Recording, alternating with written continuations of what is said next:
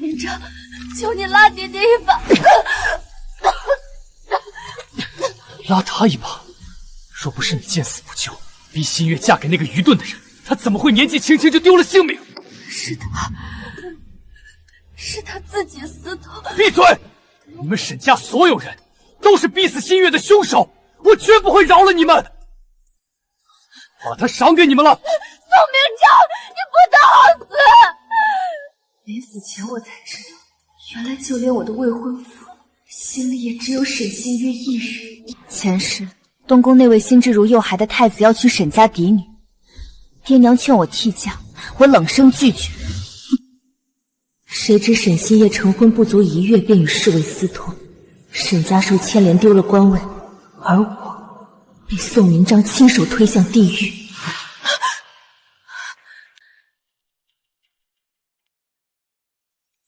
3、2、1。沈清浅，只有算起来，你才是真正的沈家嫡女。兄长在说什么？我不是一直被当作庶女养着吗？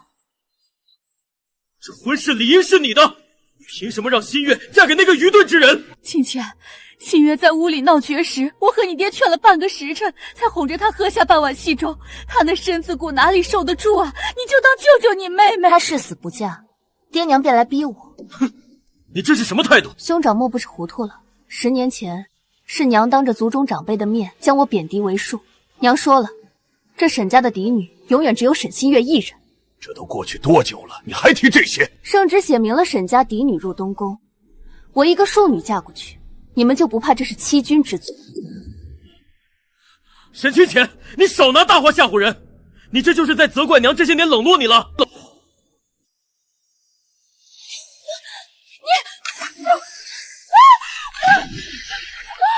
夫人，我只是太想娘亲了，才不小心喊了您一声娘亲。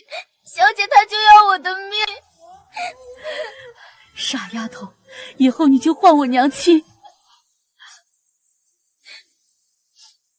你这般心狠手辣，有时我真的怀疑你到底是不是我的亲生女儿。兄长怕是忘了，沈新月不过是娘身边婢女的女儿，只因那婢女护主而死，娘便感念恩情，亲自教导，亲自取名。那又如何？前世我被你们的厚此薄辈伤了心，当夜就离家躲进寺庙。这一次，我绝不会再意气用事，让你们把脏水全泼在我身上。沈清浅，我怎么会有你这么小心眼的妹妹？和新月比起来，你确实不像我们沈家人。既然兄长觉得我不配做沈家女儿，那我也不必再求什么公允。爹，娘，我愿意嫁去东宫。你真的愿意？清浅，你只要肯嫁，沈家绝不会亏待你。对，你想要什么补偿，尽管开口，娘都依你。补偿倒不必，我只有一个条件。你说，只要不过分，我要你们当着世家贵族的面，亲口告诉他们，我才是沈家嫡女。这……沈清浅，我就知道你没有这么好心。这么多年了，你还在记恨新月抢了你的嫡女之位。兄长误会了，我并非出自私心。你还敢狡辩？只有我成为嫡女，沈家才能躲过欺君之罪。好，依你，今日我就广发拜帖，为你办一个认亲宴，恢复你沈家嫡女的身份。我会亲口告诉所有人，新月并非我亲生血脉。娘，您不要新月了吗？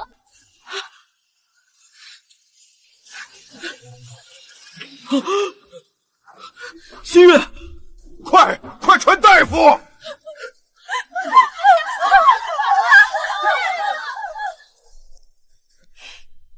到底我还是个外人。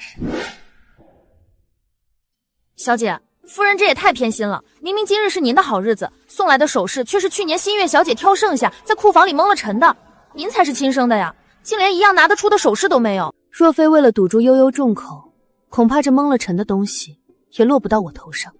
听说那边醒了之后闹得翻天覆地，夫人心疼坏了，这会儿还在那边哄呢。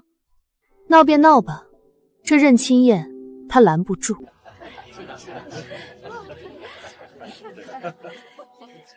感谢诸位莅临神府，今日有一件喜事与众人分享。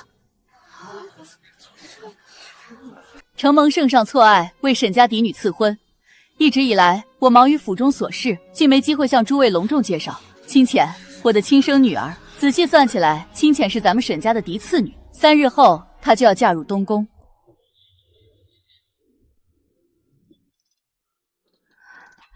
清浅，娘也是为了大局，你先忍一忍，回头娘一定补偿你。沈家还有一个嫡女，怎么从来没有听说过啊？沈家不是一直对外宣称沈清浅是庶女吗？这你都看不明白，肯定是沈家舍不得嫡女嫁给那位愚钝、心智如孩童的太子，想拉一个庶女替嫁呗。沈夫人脑筋转得真快，反正圣旨上只写了沈家嫡女，又没指名道姓，这样倒也不算欺君。不过我怎么听说这个沈清浅是婢女所生，并非沈大人夫妇的血脉，只不过沈夫人感念婢女的救命之恩，才将她养在身边。什么？若真是这样，也配嫁入皇室做太子妃？那咱们大雍朝的礼法当真成了笑话。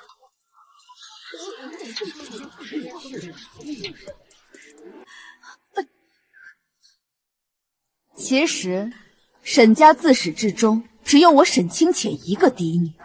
至于你们口中那位婢女所生的，其实是沈新月。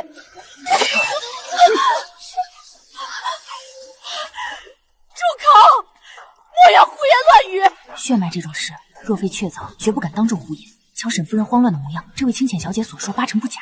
我也瞧着这位清浅小姐的模样气度，更有大家风范。难怪我从前就觉得那位新月姑娘透着股说不出的小家子气。不过这世上竟然还有人会放着自己的亲生女儿不顾，反倒让一个婢姑生的占着嫡女的位置。不是的，不是这样的。清浅，你为何要这么说？怎么，这些年占着我嫡女的身份，难不成真忘了自己姓甚名谁了？谢翠花。谢翠花，这名字可真够土气的。名字骗不了人，看来真是婢女生的没错了。亏她以前还总在我们面前装的一副弱不禁风的高贵样。够了，你这逆女，闭嘴！沈清浅，你怎么能这么歹毒？不许你这么说新月！沈清浅，你们同为沈家嫡女不好吗？你为何非要为了一己之私，不顾大局，让沈夫人和新月当众难堪？逼新月嫁给那个愚钝的人，她怎么会年纪轻轻就丢了性命？小姐，您怎么了？是身体不适吗？怎么，知道自己未过门的妻子是婢女所生，宋公子接受不了？你知道了？若小人不知，除非己莫为。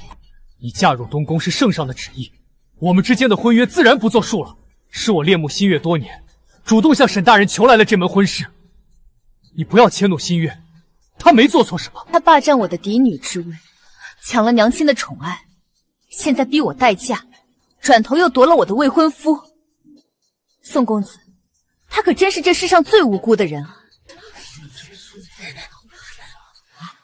清浅，算我求你，是我对不住你，可今日这种场合，你能否为我留些颜面？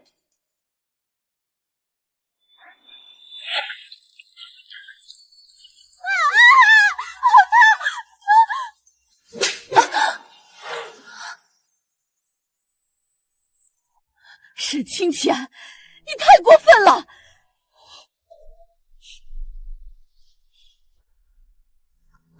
我的心肝儿，快让娘看看，怎么烫成这样了？新月，别怕，我在这儿，忍着点儿，很快就不痛了。都死结了吗？大夫呢？快传大夫！若新月的手留了疤，我要你们所有人陪葬。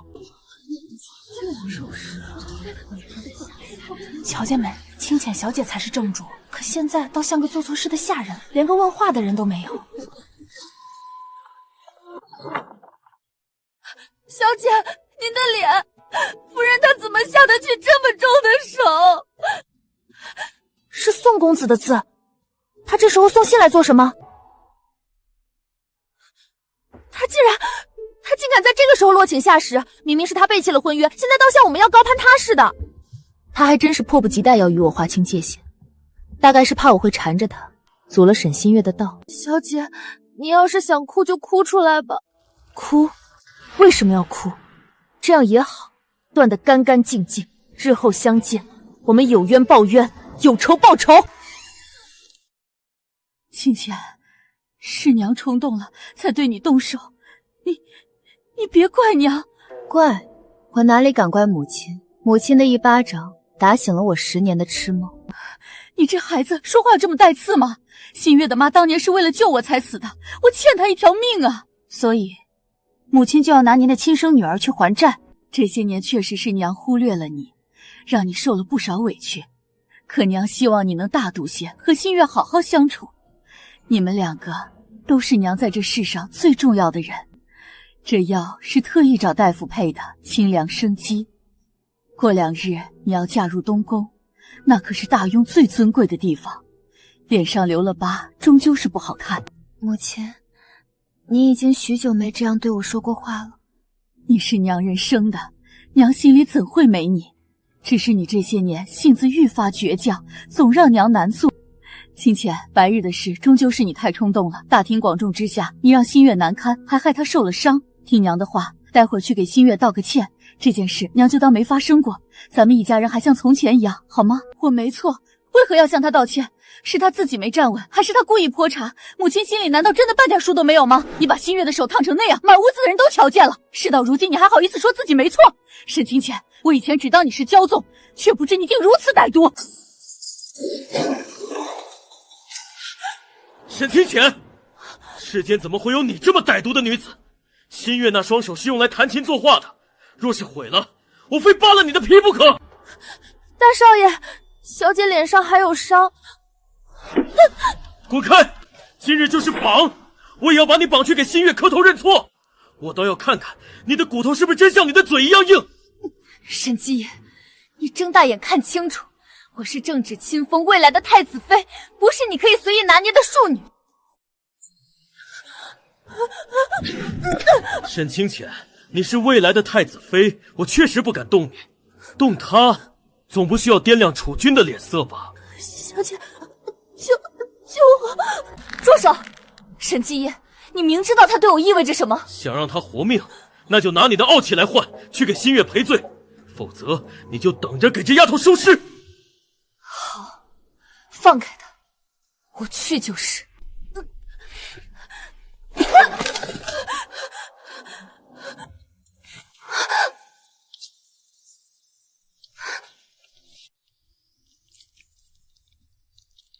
新月，很疼吗？都怪我，若我早点赶到，定不会让你受这等委屈。宋哥哥，清浅姐姐也不是故意的，你别怪她。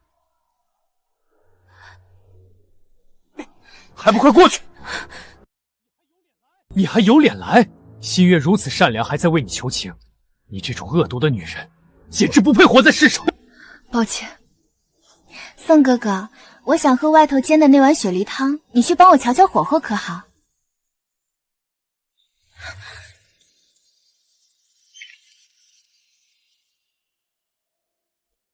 沈清浅，你瞧，你是真嫡女又如何？在这个家里，你最爱的母亲、兄长还有未婚夫，哪一个不是偏着我？到头来，你还不是要在我面前低眉顺眼的道歉？霸占来的东西，你真以为能长久？长不长久我不知道，我只知道你现在拥有的一切，我都会一样一样的夺走。东宫的人来了，东宫的人来送聘礼了，快瞧啊！我的天爷，这东宫的手笔也太吓人了！那箱子里露出来的可是拳头大的南海珍珠，这哪是送聘，分明是搬了个国库过来。看来这太子妃的名头当真是贵不可言。清浅当真是好福气，这么多厚重的聘礼，足见太子殿下对你这个嫡女有多喜爱。不像我，出身微寒，注定没这种福分了。傻孩子，别说这种丧气话。你出嫁，爹娘绝不亏待你。清浅，这些聘礼虽是给你的，但你一人哪用得完？依娘看，不如将这些尽数留下，充作你妹妹的嫁妆，也算全了你们的姐妹情分，如何？娘，您待我真好。不过，娘还是算了吧。外面都说太子殿下受过惊吓，如今神智愚钝，心智就像个几岁的孩童。姐姐日后若是能有个子嗣傍身，倒也罢了。万一没那个命，还需要这些财物傍身活命呢？我怎么好心狠抢姐姐的棺材本？姐姐，我只是担心一个心智不全的人种下的种，生出来的孩子会不会也像他爹一样是个愚钝的？这还没进门呢，就开始咒小姐。劳妹妹费心了，姐姐的前路，姐姐自己会走。沈心月，你以为东宫是火坑，所以嘲笑我前路艰辛，可你哪里知道，相较于那个吃人的东宫，眼前这个满是算计、毫无血缘温情的神府，才是真正的地狱。今日你出阁，嫁的是东宫，往后言行要端正，莫要丢了沈家的脸。夫人，快去瞧瞧吧！新月小姐突然心悸难忍，整个人都疼得绝过去了。什么？好端端的怎么会心悸？快带我去！今日是小姐出阁的大喜日子，按规矩，夫人应当亲自送您上轿的。新月小姐早不心进，晚不心进，偏偏这时候发作，夫人怎么忍心就这样舍下您？这种偏心冷待，我受了10年，早该习惯了。可这毕竟是一辈子一次的大婚啊！走吧，母亲不在，这轿子我也得坐，莫要因为这些琐事耽误了进宫的吉时。传闻太子宫外遇刺后神智如孩童，我要如何面对一个痴儿夫君？不管了，只要能借东宫的事报仇，哪怕前路是刀山火海，我也认。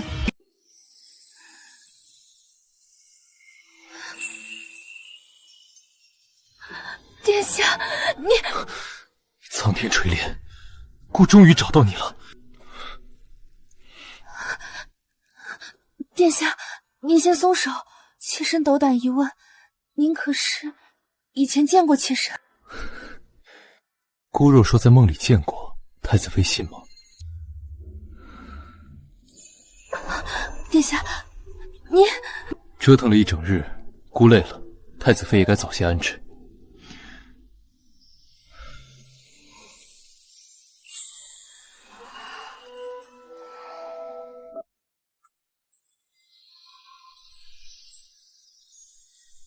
你瞧见没？殿下守在床边看太子妃一早晨了，那眼神儿，我进宫伺候3年，从未见过殿下这般神态。是啊，从前殿下吃啥时眼里总是空的，何曾像现在这样活脱脱像变了个人似的。姑不吃不傻，让你很意外，是吗？殿下，这到底是怎么回事？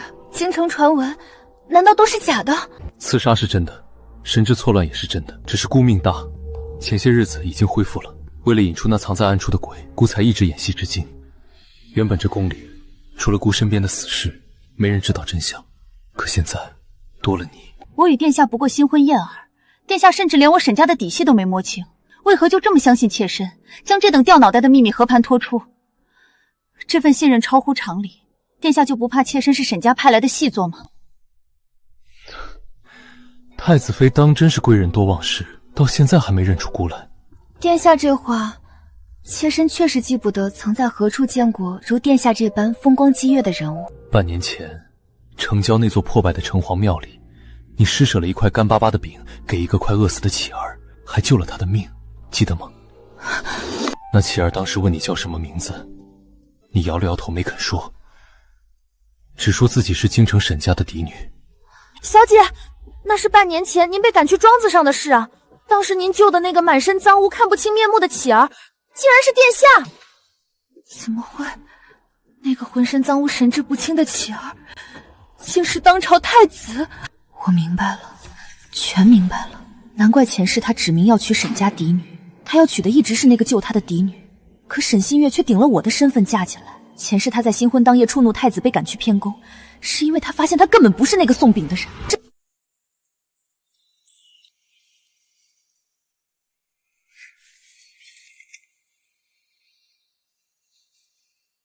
这都第7日了，神府那边派人来了3回了，说是问太子妃何时恢复省亲。去回了沈府的人，就说本宫近日身体乏累，时候未到，不必再催。哥哥，你看，这都过了回门的日子4天了，他才肯露面，定是在东宫过得憋屈极了，对着那个愚钝夫君有苦说不出，才没脸见人呢。那是自然，嫡女又如何？嫁个愚笨之人，这辈子就毁了。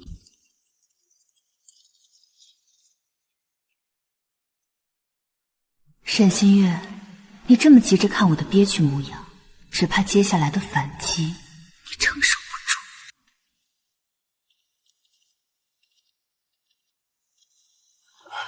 住。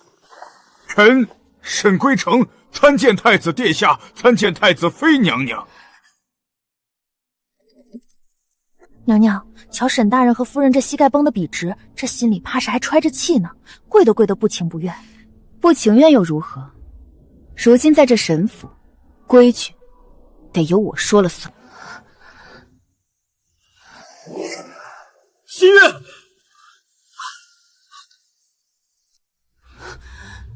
沈清浅，你别太过分了！做了几天太子妃，就真觉得自己长本事了，竟敢这般歹毒，当着全家人的面搓磨新月，你这是要把她折磨死才甘心吗？新月，我的儿，你受委屈了。放肆！沈公子竟敢在太子妃驾前高声喧哗，谁给你的胆子？哼，太子妃，你少在我面前摆谱！你这太子妃能做几天，谁都不知道。你瞧瞧她那个痴呆样，前朝怎么可能临得下一个心智如孩童的储君？废黜那是迟早的事，到时候你沈清浅连哭的地方都没有。别以为飞上枝头就是凤凰了，守这个愚钝之人过日子，你这辈子早就毁了。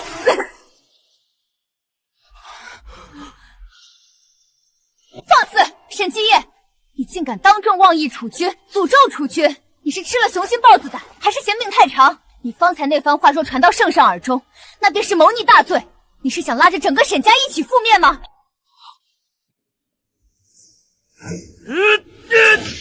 孽状！你疯了！住手！爹，你没看见他刚才有多嚣张吗？他竟敢打我！她终究是圣旨亲封的太子妃，以下犯上是死罪。你是想害死我们吗？哼，我说的又没错，你瞧瞧他那个样子，眼神呆滞，嘴边恨不得挂着口碟，活脱脱就是一个废人。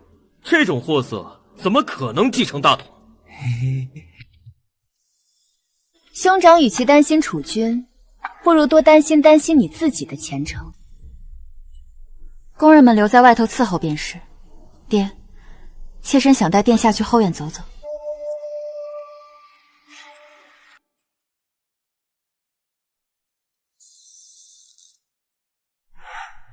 小姐，咱们这才出嫁几天啊，您的屋子怎么变成这副模样了？原本的书案和床铺都被这些破箱子挡住了。瞧我这记性，竟忘了先向太子妃您禀告一声。娘亲说了，既然姐姐都已经出嫁了，这间屋子空着也是浪费，不如腾出来充作库房。充作库房？沈府这么大，竟差我这一间屋子放东西？姐姐有所不知，这些日子娘亲正忙着我筹备嫁妆呢。娘亲说她心疼我，恨不得掏空家底，把全京城最好的东西都塞进我的嫁妆里，所以库房放不下，才挪到姐姐这儿来的。姐姐如今天天在东宫享福，应该不会为了这点小事就跟娘亲和新月计较吧？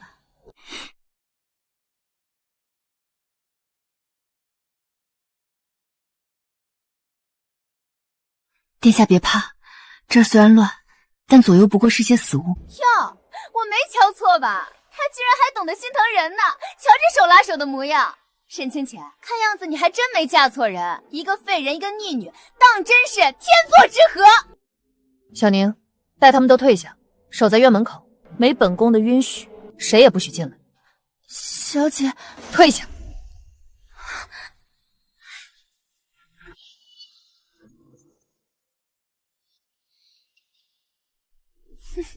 现在没外人了，你还装什么太子妃的架子？守这个心智全无的疯子过日子，你心里一定恨疯了吧？恨，殿下心智如孩童又如何？只要圣上一日不废太子，我便是大雍名正言顺的太子妃，受百官朝拜，入皇家宗庙。而你沈心源，说到底不过是个婢女所生的坯子，哪怕占了10年的虚名，也改不了你骨子里那股子穷酸味。跟我比，你我之间可是云泥之比。沈清浅，你闭嘴！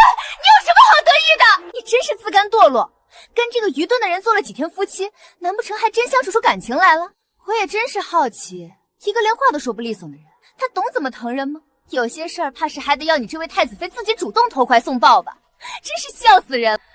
沈心妍，你还要不要廉耻？这般污言秽语，竟也说得出口？廉耻？你跟他相处的时候，怎么不想想廉耻？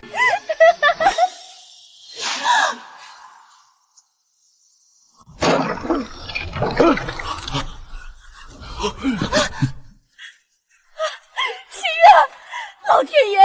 殿下快松手！疯子，给我放开他！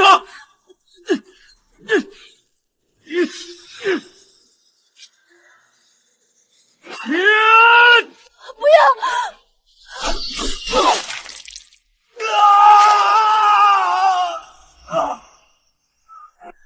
沈继业，你竟敢对当朝楚王动手，你是要造反吗？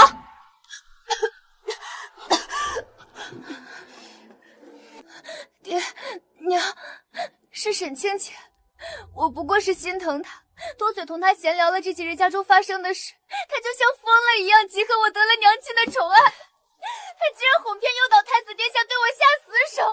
爹娘，心月刚才真的以为死定了，心月差点就见不到你们了。沈清浅，你为何就是要和心月过不去？从前在府里你便容不下她，如今嫁了人，竟变本加厉要她的命。我到底做了什么孽？怎么会有你这样恶毒的女儿？夫人这心偏的也太没边了，明明是大小姐先出口不逊，二小姐动都没动，怎么就成恶毒了？别乱说话，乔夫人这架势，怕是要动真格的了。来人，请家法！夫人，万万不可！清浅如今贵为太子妃，你若动了刑，这事传出去。再说，今日殿下还在场呢，这要是闹大了，东宫那边怎么交代？即便她已出嫁，可犯了错，终究是我这个做母亲的教导无方。今日我若不抽她这一顿，让她知道自己错在哪儿，她日后还不得翻了天去？爹，殿下在场又有什么关系？你瞧瞧他那个样子，呸！反正他心智如孩童，在他眼里咱们不过是闹着玩。就算他回宫去说，也是颠三倒四的胡话。圣上皇后会信一个愚钝之人的话？这终究是不太稳妥。没什么不稳妥妥的，就算不是为了心月，只冲我这手掌被他手底下的暗卫射穿的伤，我也绝不能轻易放过这个人。今日这顿家法，他沈清浅非领不可。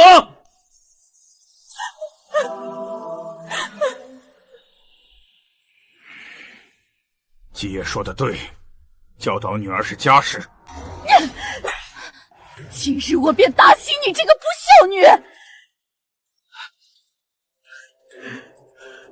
娘，快动手，让他长长记性。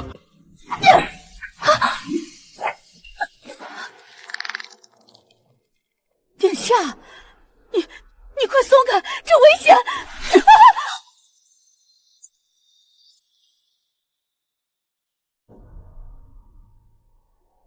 孤的太子妃，何时轮得到你们教训？殿下，你的病……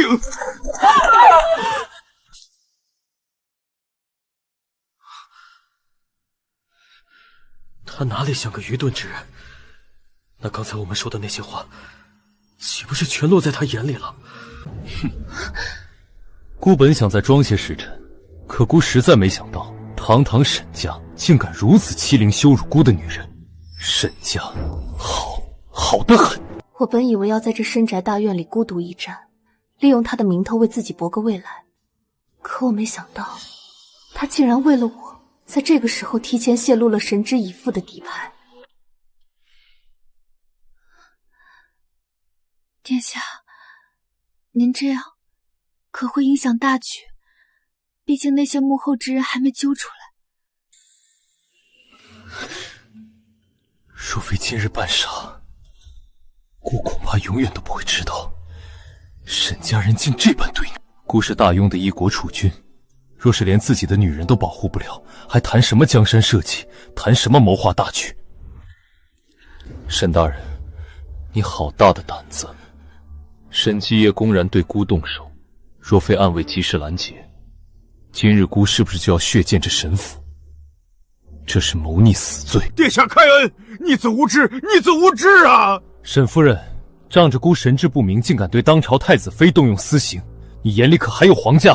还有这位出言不逊，颠倒黑白，存心挑唆太子与妃子的感情。沈大人助纣为虐，教子无方，即日起连贬3级，闭门思过，无诏不得出。沈夫人德行有亏，誓夺诰命封号。沈继业，卸去差事，终生不得再用，领杖责30，以儆效尤。殿下不。至于这个长舌狠辣、满口污言秽语的东西，传姑口谕，每日掌嘴30，直到姑消气为止。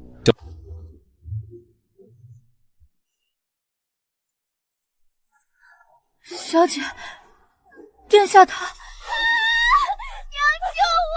救命啊！我的心愿啊！殿下饶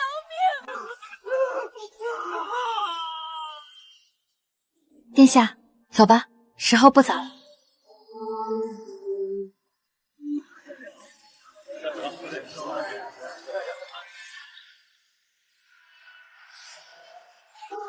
瞧瞧，沈大人被连贬3级后，这沈家二小姐如今是宋夫人了，竟只能做到末席去了。若不是宋明章在那日雪中送炭，沈家急着把这丧门星嫁出去，恐怕现在还没人敢接这烂摊子呢。沈心怡以前多高傲啊，如今嫁给个家道平平的宋家。新月，多吃些。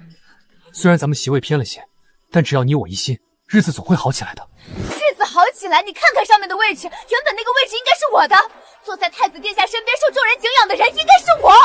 新月，木已成舟，沈清浅她毕竟是名正言顺的太子妃。太子妃？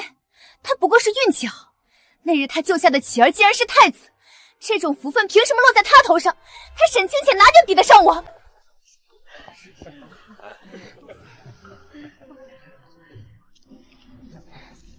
沈清浅，你以为你赢了吗？我不会让你得意太久的。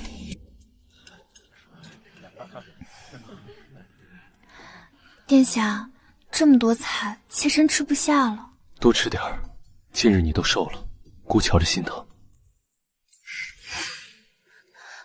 都这样了，还不死心？清浅，姑瞧着某人似乎坐不住了，告诉姑，想不想看一场好戏？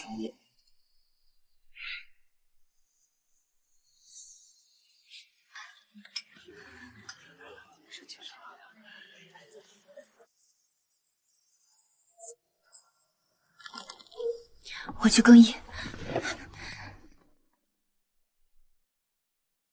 沈新月，路已经给你铺好了，千万别让我失望。方才席间闷得慌，殿下在那边醒酒，妾身便想着拉几位夫人出来消消食，倒是劳烦各位陪我这一趟了。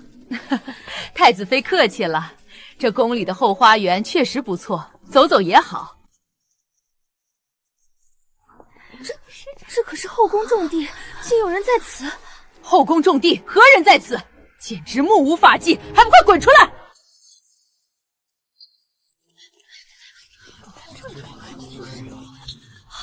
好得很，在本宫的寿宴上竟敢行此事！来人，把这2个不知廉耻的东西给本宫架出来！娘娘看！臣妇方才只是想着前去更衣，路过此处，谁知太子殿下却突然冲了出来，臣妇怎么反抗都抵不过殿下的力气，他二话不说便抱住臣妇。竟是宋大人家那位新夫人，真是活久见！太子殿下怎么能做出这种事？这太子殿下莫不是中了他们沈家姐妹的邪了？一个太子妃不够，如今竟连7姐也要抢进东宫去，简直是荒唐透顶！这件事传出去的话，日后宋大人在京城怕是连头都抬不起来了。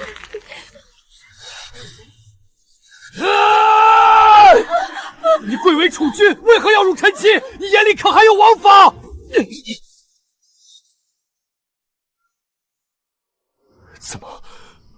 怎么是你？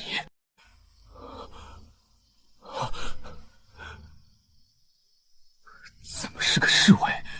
姑不过是多饮了一口，去偏房歇息片刻。这里怎么这般热闹？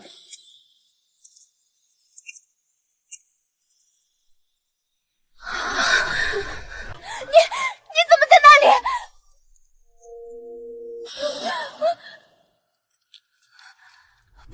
不可能，计划不是这样的。看来沈夫人的眼神不太好，竟在众目睽睽之下抱着一个下等侍卫认成了太子。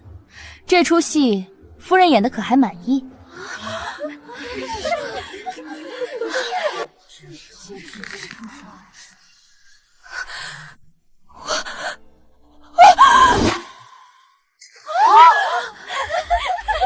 好一个沈家女儿，在这大雍皇宫，在太子的庆功宴上，你竟敢随身带着这种勾栏院里的龌龊药散！沈心夜，你当本宫这后宫是何地？娘娘开恩，臣妇冤枉，这样定是有人存心栽赃，想毁了臣妇的名节啊！名节？从你踏入宫门的那一刻起，姑的暗卫就盯着你了。你在席间坐立不安，左右打听姑的消息。沈心月，你真当姑是个摆设？妹妹在席间眼神躲闪，怕是在等药效发作的时机吧。你以为只要跟我夫君生米煮成熟饭，凭你的才情进东宫做个侧妃绝非难事。等日后生下子嗣，这太子妃的位置早晚是你的，对吗？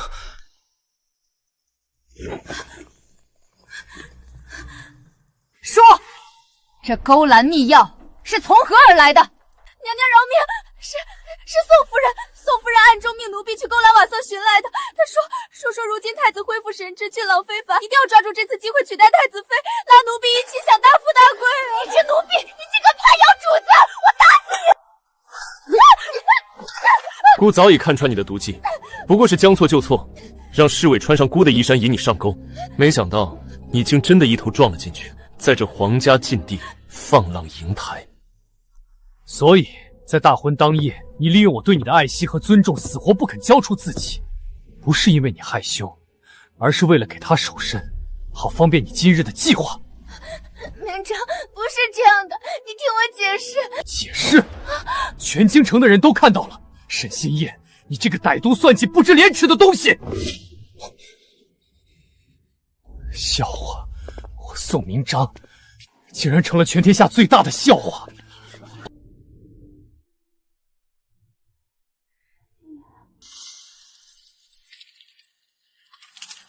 这都第3天了，公子就这么日夜守在这儿，那宋夫人怕是已经没了人样了。唉，谁让他做那种事儿，还当众羞辱宋公子，换谁受得了？新月，只要你认个错，说你那天只是受了蛊惑，我或许能给你个痛快。认错，宋明章，你有本事就杀了我！事到如今，我也不怕告诉你，嫁给你这种毫无前途的废物，我还不如死了干净！你说我是废物，我为了你背弃了未婚妻，为了你成了全京城的笑柄。那是你蠢，人往高处走，他沈金贤能做太子妃，我为什么比他差？你也别怪我，要怪就怪你自己没本事给本仙姐想要的荣华富贵。我真是瞎了眼，为了这么个恶毒的东西，竟然辜负了清浅。清浅，一切都太迟了。心月，心月，你在哪儿？哥哥来救你了。快救我出去！宋明章那个疯子要杀了我！沈大公子，自己都自身难保了，还有闲情逸致来我宋家捞人？宋明章，你有什么怨气冲我来？新月是无辜的，你放他走！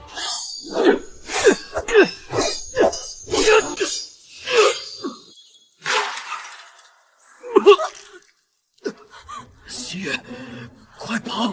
走啊！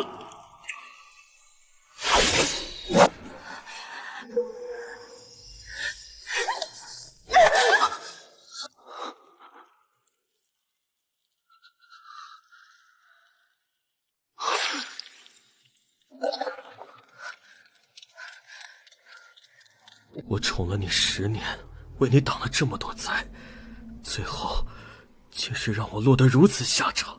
沈心月，这个我疼了一辈子的妹妹，骨子里流的本就不是沈家的血，更没有半分沈家的人性。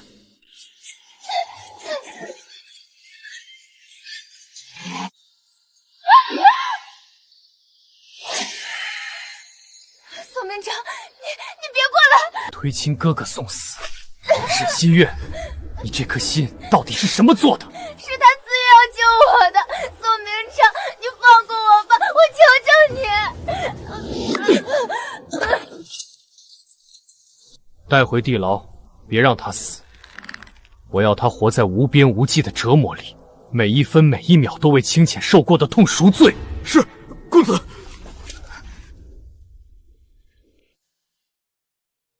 清浅，算娘求你了，你救救新月吧！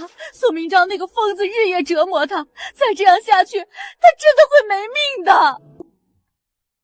夫人，您这话好没道理。当初大小姐怎么害我们家小姐的？您忘了？现在她自食恶果，凭什么让小姐去救？清浅，从前的事都是娘不好，可娘欠新月她娘一条命啊！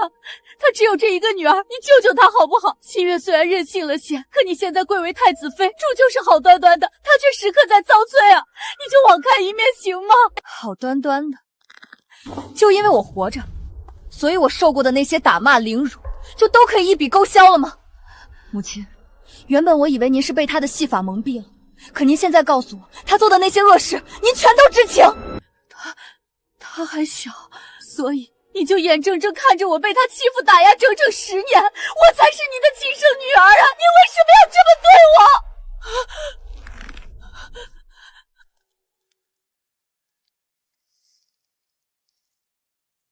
您这副表情，看来殿下查到的消息不假。什么消息？是不是沈新月的娘临死前告诉你，她为了一己私欲暗中偷换了孩子，沈小月才是你的亲生女儿，而我是婢女所生。你怎么会知道？所以这10年间你才会对我不闻不问，任由沈星月那个婢女生的孩子肆意欺辱我。我以前总想不明白，为什么每当你恼火的时候，都会指着我的鼻子骂，说我沈清浅半点也不像是你的女儿。原来，在你心里，我只是个不知廉耻的奴才生的，对吗？不，我只是为了报恩。那婢女临死前拉着我的手，哭得那么真。可是母亲，你知道吗？这些全都是那个婢女临死前骗你的。她哪里是忠心？她是为了让她的亲生女儿沈新月能在沈府这深宅大院里有个无人敢动的依靠。她怕沈新月受委屈，才故意编出那个偷换孩子的弥天大谎。真可笑！你自诩精明了一辈子，竟被一个将死的奴才蒙在鼓里整整10年。你竟连你自己的亲生女儿都分辨不出，你根本就不配做母亲。所以，新月她真的不是，你才是我的女儿。戏演完了，母亲，这东宫的金砖太冷，想必您坐不惯。来人，送沈夫人回沈府。是娘娘。青浅，娘错了，娘真的错了，你别让娘走，你再看看娘好不好？夫人，这时候知道后悔了。小姐被赶去庄子，被逼待嫁，在大婚之日被您舍下的时候，您怎么不想想她是您的女儿？青浅，是娘被猪油蒙了心，是娘愚钝。你打我也好，骂我也好，你再叫我一声娘亲，就一声，好不好？沈夫人，我忘了告诉你一件事，你以为沈新月那个娘只是单纯偷换孩子吗？你太天真了。你什么意思？沈新月虽然不是你的女儿，可她确确实实是爹爹的亲生血脉。那个与你情同姐妹的婢女，早在你还沉浸在姐妹情深的时候，就背着你和你夫君在一起了。她临死前那场戏，不仅是为了给女儿找个靠山，更是为了让那个孩子名正言顺地抢走你亲生女儿的一切。不会的，不会的，不可能！他怎么敢？他怎么敢？送走吧。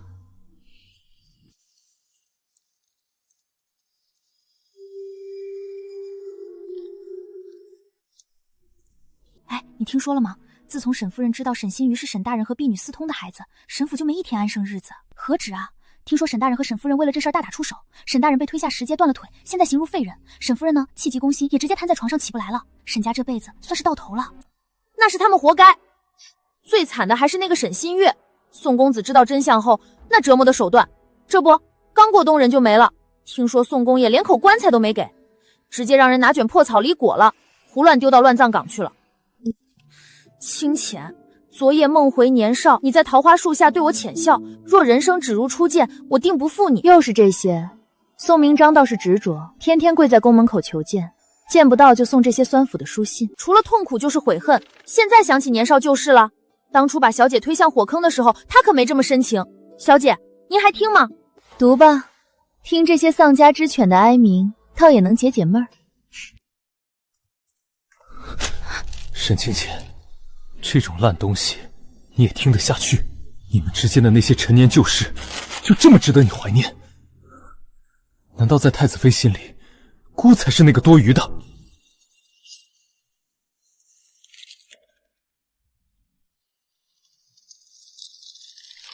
瞧瞧你，都要做父亲的人了，醋劲儿还这般大。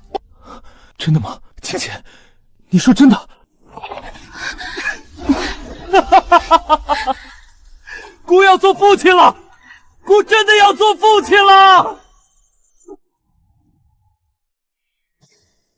殿下，案子查实了，暗卫沿着那一晚刺客撤退的案迹追查，顺藤摸瓜，最终所有的矛头都指向了平阳王府。平阳王，姑那位安分守尸了20年的好王叔。平阳王府门客众多，暗中招兵买马已有数载，且属下探得，先帝临终前失踪的那道遗诏，极有可能就在他手里。先帝遗诏，原来他在等那个能废掉姑，让他名正言顺上位的时机。这一招，他藏的可真是够深。雪下大了，殿下莫要着了凉。你都听到了，平阳王蛰伏多年，等的就是姑死在刺客刀下的那一刻。若非姑命大，这东宫早就易主了。这些年他在封地扮作闲散王爷，连圣上都对他信赖有加。如今他既然敢动，定是做好了万全的准备。清浅，你放心，姑死过一回，绝不会再让自己出事。这里还有我们的孩子，姑要亲眼看着他出生，看着他在这大雍江山里平安长大。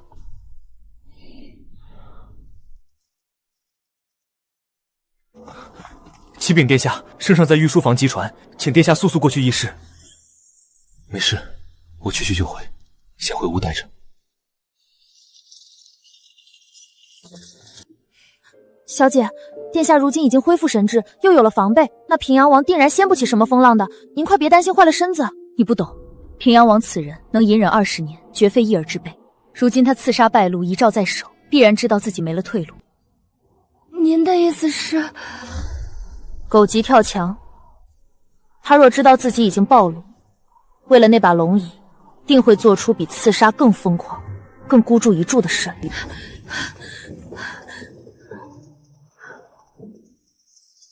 小姐，您慢点儿，这宫里消息传得快，说是太医院的院判都进去了。皇后娘娘怎么好端端的就突发急症了？3日前还好好的，这急症来的实在蹊跷。太医院若真束手无策，这京城怕是要乱了。奴婢方才在宫门口看见不少禁卫军在往内廷调动，那阵仗看着吓人。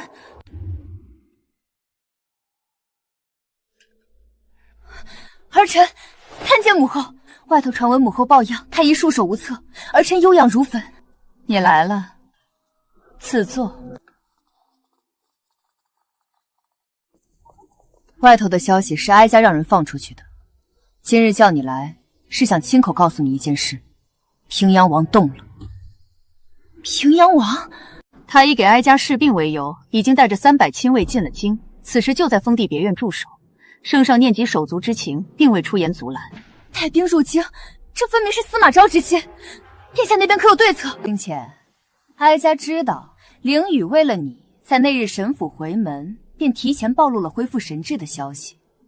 这一举动打乱了哀家和他原本不少的部署。儿臣有罪，是儿臣拖累了殿下。罢了，你是他认定的人，为了你，他连命都能豁出去，哀家又怎会怪你？既然他认你，哀家便也认你。只是接下来的日子你要格外小心。平阳王此番进京，绝不会善罢甘休。若他有朝一日对灵儿不利，你……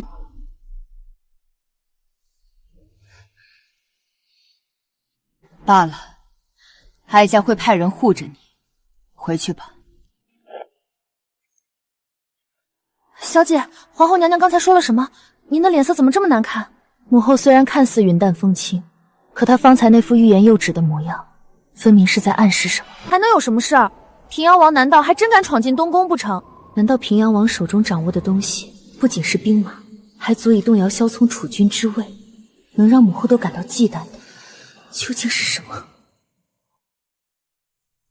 小姐，您瞧，这哪里还有以前神府的一分气派？老爷断了腿，如今只能每天木然地盯着屋顶。夫人气急攻心，瘫了半边身子，听说整日念叨您的名字。昔日门庭若市，如今竟连个扫雪的人都看不见了。小姐，咱们既然路过了，您要不要回府看看？回去做什么？看爹爹悔恨的眼神，还是听娘亲那声迟来的歉意？可夫人她……小莲，有些路走岔了，就再也回不去了。那个家，于我而言已经是一座空壳。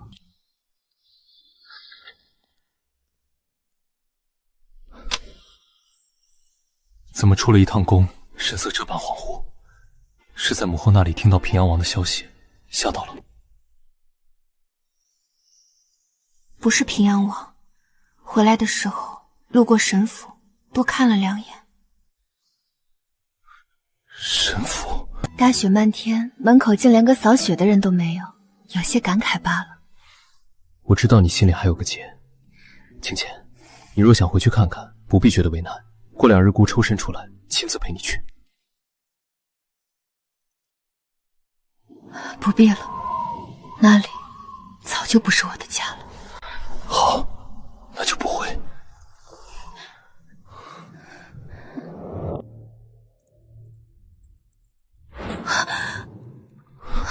怎么了？还在想神父的事？我总以为报了仇会大快人心，可现在闭上眼，满脑子都是他那张脸。叫我一声娘亲，就一声，好不好？殿下，我是不是太狠了？他临走前眼里的光熄灭的样子，就像一根刺扎在我想拔却拔不出来的地方。你是师姑的太子妃，哪怕是狠，也是他们沈家欠你的。这根刺不是你扎进去的，是他们沈家用10年时间一点钉进去的。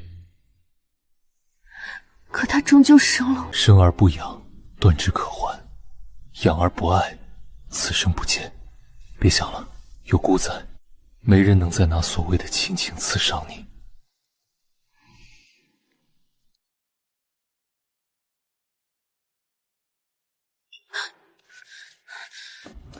小姐，神府那边出事了。沈家如今大门紧闭，还能出什么事？神府的老管家此时正跪在东宫大门口，说是沈大人于冬月17之夜木了。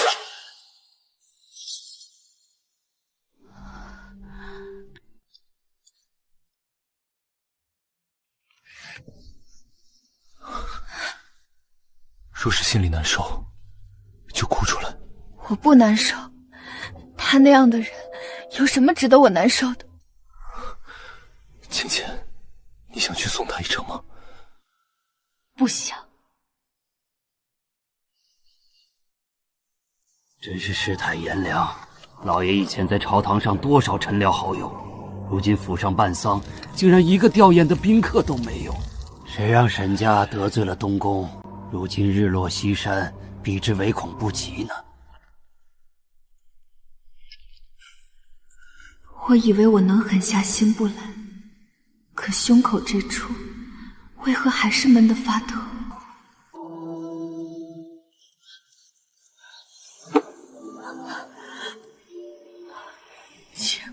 清浅，老爷走的时候，眼睛一直盯着大门，老奴知道他是在等您。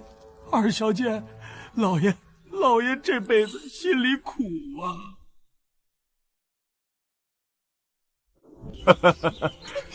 我们清浅今日瞧着又长高了些，过不了多久，爹爹都要抱不动你了。爹爹再举高些。是从什么时候开始的呢？是从你不敢违逆娘亲，为了证明你的忠诚，任由他将我贬低为庶开始。你的宠爱终究抵不过你对这个家的虚伪守护。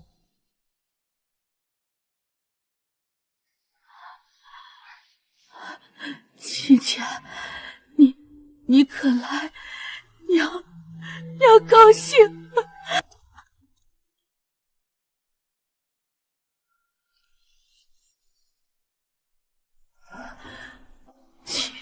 清浅，你瘦了，在东宫过得好吗？太子殿下待你好不好？殿下待我极好。那就好。清浅，娘对不起你，是娘瞎了眼，娘对不起你啊！沈夫人，别说了，事情已经到了这一步，你好好养病吧。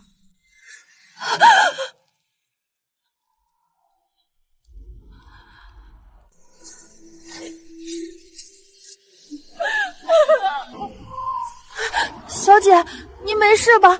您的脸色……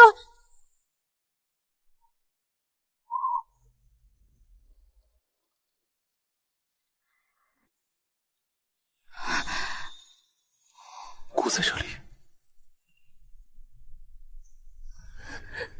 哭吧。在外面你是太子妃，但在姑面前，你只是姑的亲妾。殿下，我真的想恨透他，可为什么我这么难受？听说了吗？沈大人今日下葬，平安王却偏偏选在这次日子在宫里摆宴，指名道姓要请太子殿下复习，这不是诚心给人添堵吗？沈大人好歹是太子妃的侍妇，这明摆着是鸿门宴啊！嘘，小点声。听说平安王这次把亲卫都带进了内廷，大有撕破脸的架势，这宴席怕是见血的局。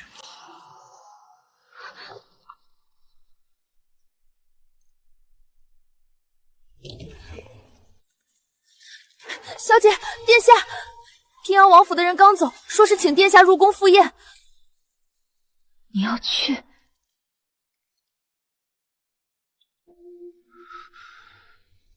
去。他手里攥着先帝遗诏，说你赴宴，他当众拿出了那东西，当众指责你得位不正，你该如何自处？那便让他拿。清浅，你以为这些日子孤忙于朝务，就没想过应对之策？平安王此番名为叙旧，实为试探。孤若不去，反倒显得顾着储君当的心虚。这是又一封先帝遗诏。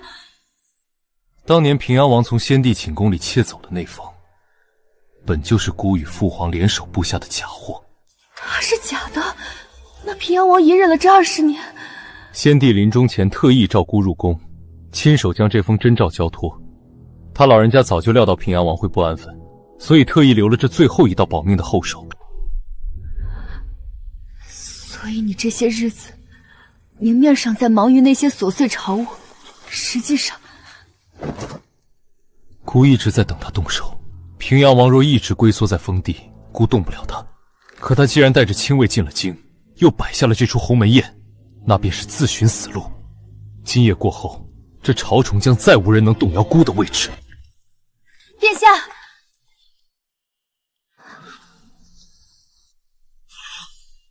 早些回来。等我。小姐，外头风大，回屋等吧。殿下带了最精锐的暗卫，定能万无一失。这一局不仅是他的生死，更是我们沈家和这个孩子的未来。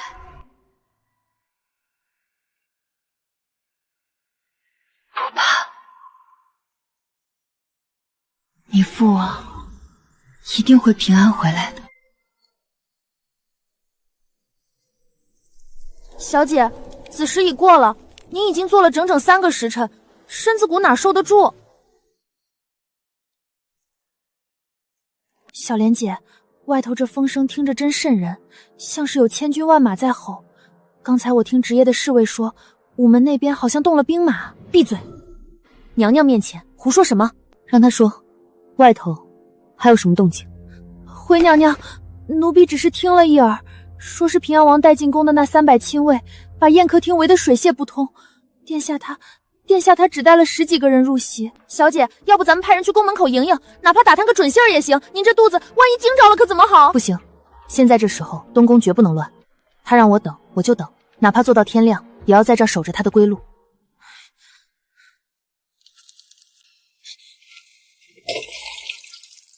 马蹄声，是马蹄声！小姐慢点儿。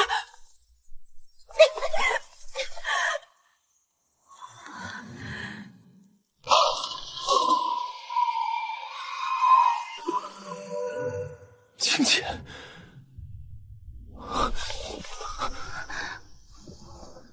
手怎么这么凉？姑不是让小莲服侍你早些歇息吗？大夫说了，你有孕在身，熬不了夜。要是真出了事，你想让姑心疼死？殿下，别管这些，告诉我怎么样了？没事了。平安王今夜在宴上机关算尽，当众拿出了那封所谓的先帝遗诏，想要逼父皇另立。那结果呢？他既然敢当众拿出来，定是做足了些。他那封遗诏确实做得精妙，连父皇一时间都难辨真伪。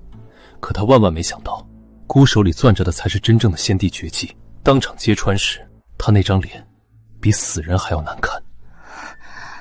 那父皇……圣上震怒，当场下令剥夺他平阳王的爵位，收回封地。现在人已经打入天牢，3日后名正原形。圣上，臣弟手中握有先帝真诏。圣上，先帝临终前亲言，储君之位须传于德才兼备者，而非这佯装痴煞欺瞒天下的萧林宇。先帝竟然真的留了后手。若遗诏是真的，那太子今日这举动，可就是欺君罔上啊！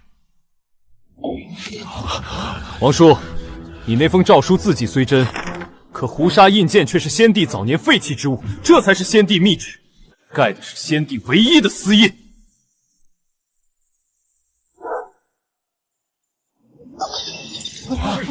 逆贼！竟敢伪造遗诏，谋逆篡位！来人，给朕拿下！萧凌，你下去吧。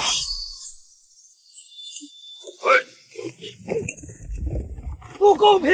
先帝偏心，这江山本该是我的，我的。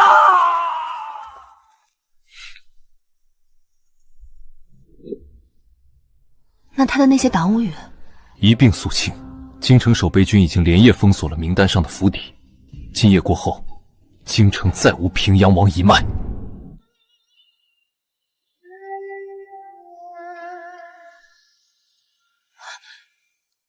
你受伤了？无碍，大约是躲剑时被那逆贼划伤的。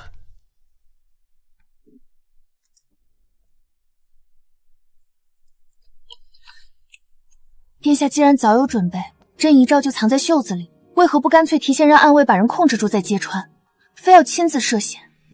那时候暗卫若是动了，平阳王便能咬素姑氏强权镇压。姑只有让他觉得自己胜权在握，才能逼出他心底最后那点疯狂。所以你就是故意的？姑只是想亲眼看看他筹谋20年，最后却发现所有希望瞬间崩塌，无计可施的样子。幼稚！姑只对你幼稚。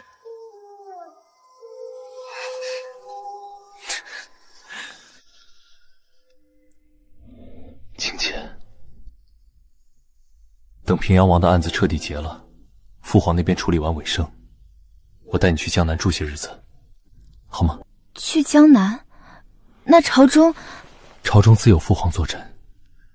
顾天安卫说，那里的冬天从来不下雪，梅花开得比京城还要好。你身子御寒，去那里养胎最合适不过。